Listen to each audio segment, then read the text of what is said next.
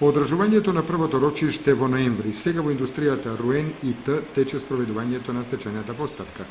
За стечајен управник е именуван Драги Димовски, економист од Струмица, кој досега беше времен стечајен управник.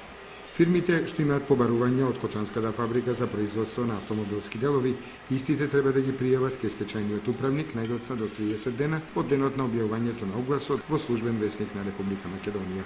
Рочистето за испитување и утврдување на пријавените побарувања треба да се одржи на 22 февруари 2013 година во Основниот суд во Кочани.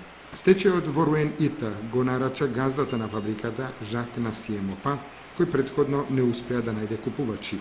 По стечајот без работа остана околу 300 работници. Фабриката за автомобилски делови во 70-тите и 80-тите години беше столб на кочанското стопанство и една од најуспешните во поранешната Југославија и на Балканот.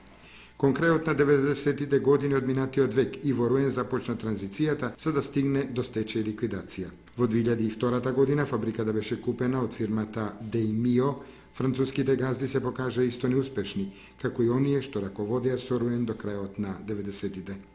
Откако ќе се видат вкупните долгови на овој некогашен гигант во индустријата за автомобилски делови, доверителите најверојатно со продажбата на неговиот имот ќе се обидат да намират дел од долговите.